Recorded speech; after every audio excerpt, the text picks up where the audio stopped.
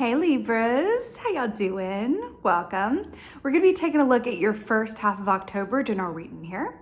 So in your meditation, I saw an image from the Akashic Tarot, which I'm technically not using today, but I got it out because it's very much at the heart of your meditation for first half of October, your birthday season. So we got the Two of Keys here from the Akashic Tarot, and that says the Treasure. So in your meditation, I saw the Libra collective as a submarine, and I heard the song, "We All Live in a Yellow Submarine." I saw this submarine, and I don't know, like I'm no submarine expert, but I saw the top of the submarine that exists outside of the water, kind of looking around.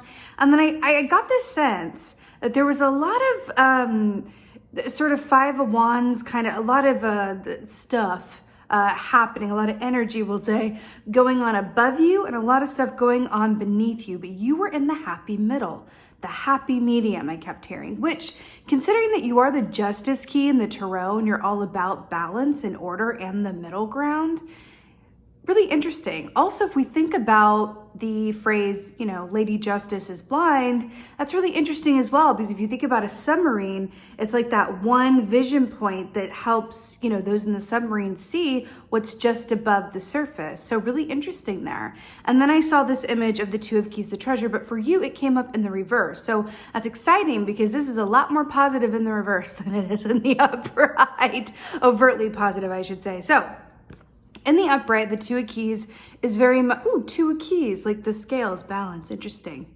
So in the upright, this is about not being able to see what's right behind him in terms of the treasure, the opportunity. This speaks of a need of a shift of perspective, right?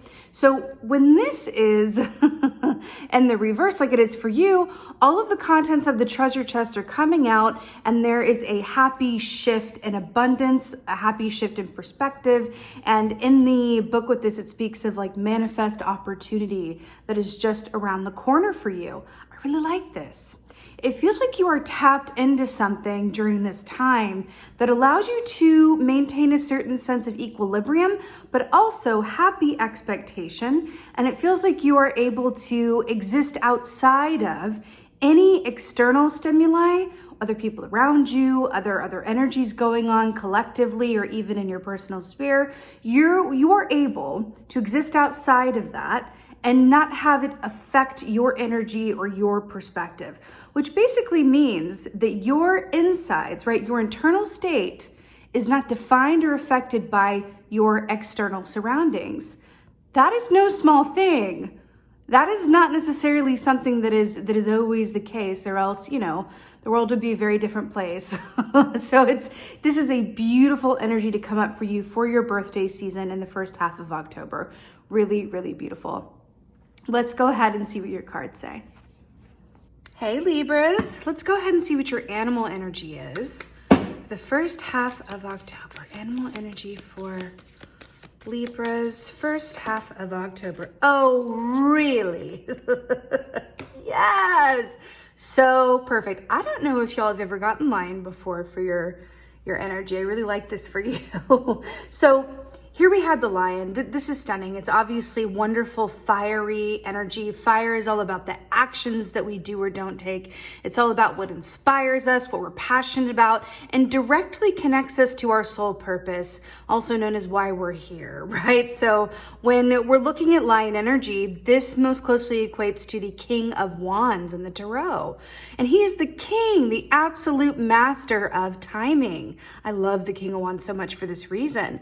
He always knows when to move, when to be still, what to say yes to, what to say no to. You know that thing that we do as humans where you agree to do something, you either agree to like a social engagement to go somewhere, or to, you agree to whatever it is, right? And then the time comes and you're no longer feeling it. And you're like, oh my God, why did I agree to that, right? The King of Wands never gets into those kind of energies or situations because he has really, mastered the truth that sometimes when we reach too far out in the future and make plans too far ahead of time, the time comes and we no longer feel aligned to that. And that's why people cancel last minute and they flake and it's like, oh, I don't want to go anymore. That whole thing, King of Wands does not do that. So this is a beautiful energy coming up for you in this way. You know, also Lion energy, King of Wands energy, fire energy, again, is very much about what you're passionate about, why you're here, and standing in the full breadth of your power and authority around all of that. So this is confidence, right? It's confidence, power, and then also leadership as well. But I'm really drawn to the fact that the lion is looking out over here. Remember how we saw, you know, in your meditation with the submarine and the being able to see above the surface? There's something about where you've got your eye on the prize. Your vision is a straight line to somewhere you desire to be, or a path that you are setting out on. And it's really exciting. I feel excited for you. It feels like, ooh, I'm excited about this. I'm really looking forward to this. And it feels like you have the energy. And that feels incredibly important to say. You have the energy with which to, you know, build upon this idea or move ahead on this path or say yes or no to whatever opportunities that come up. But it also feels like, Libra, like your discernment is working more efficiently than perhaps ever before. That just feels really important to note. So let's go ahead and see what is going on. First half of October. Oh, set flip flop. Oh, really? It's the High Priestess. Well, hello there. Did we not just say that your discernment is just like in really good working condition? I love this.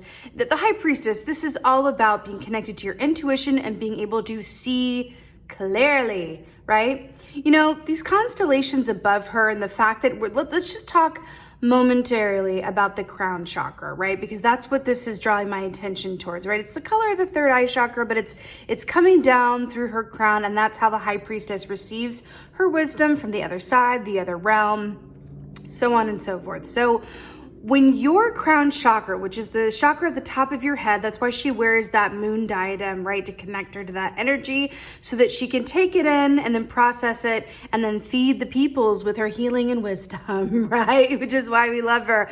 But when that is in operating order, when that is clear, we have the privilege of knowing and being connected to that feeling of everything is going to be all right.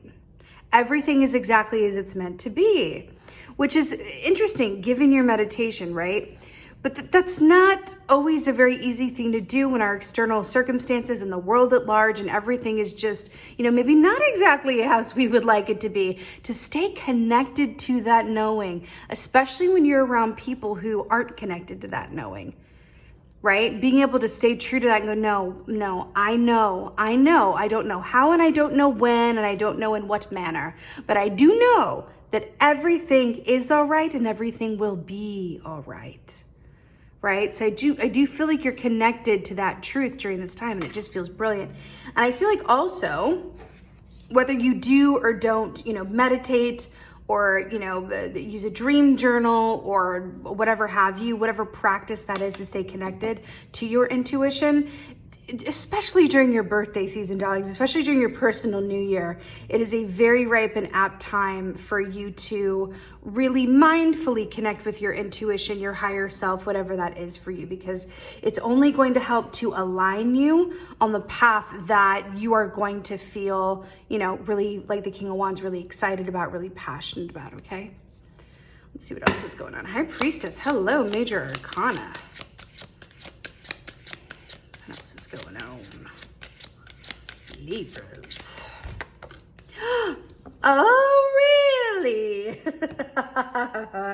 Oh, Libras. Okay. I'm so here for this. So here we have Temperance, right? And this is quite obviously a fairy that is above the water. So this is really interesting with your meditation yet again. Also, Temperance is Sagittarius energy, but we have that aspect of the balance and the two scales coming into play as well. And remember, we had the 2 of keys, and then we had the 2, the second major arcana, and the High Priestess. So 2 seems like a very powerful number for you during this time. Also, if you know me at all, you know that I have an animal that for me energetically represents each sign, and you guys are the butterflies. And tell me what those are. Do you spy the butterflies in the sky? I love it. I feel like the butterfly always comes through for you. I really love that. So Temperance energy is about patience, balance, and what? Divine timing. This is really at play for you right now. I always see that romance oracle card in my head, because there was a period where a lot of readers would just constantly use that deck. So I felt like I was hearing it a lot. And it was like, divine timing is at play in your love life. I feel like for you, divine timing is at play in your life. You are able to feel the truth of that. Also, the sun and the moon, right? And we're talking about, your personal new year. We're talking about the balance. We're talking about being able to see above the water. I was also saying how there felt like there was a lot going on above and a lot going on below, but that you were in the happy middle or the happy medium. And then this fairy queen is really in the medium between the sky and the water. I really love this for you. Patience, timing, right? Ease, clarity. Really, really, really, really nice. 2 major arcanas here. Hello. There's also an aspect of temperance that says that you're not just exactly where you're meant to be at the correct time, right? Or at the best time, I should say. But Spirit is also aligning you with the people, places, and things that are going to help you get to where you want to be. So this could be relationships coming in, partnerships coming in, opportunities coming in, offers coming in that are all directly tied to this, which makes sense that the King of Wands is overseeing this time of the month for you, because with that energy, you are going to be able to know what's right for you and what is not the right time, or to say no to or pass on. Oftentimes it's, not oftentimes, in my experience, it's really most of the time that our choices form our path more than anything else. Because when you are drawing things towards you, you're going to get everything in that grab bag. It's going to be stuff that's for you and stuff that's not for you, right? Abundance doesn't really discriminate in that way. It's a common misconception. So it's really up to you to feel out what is good for you, what is right for you, what is the right time and what's not, right?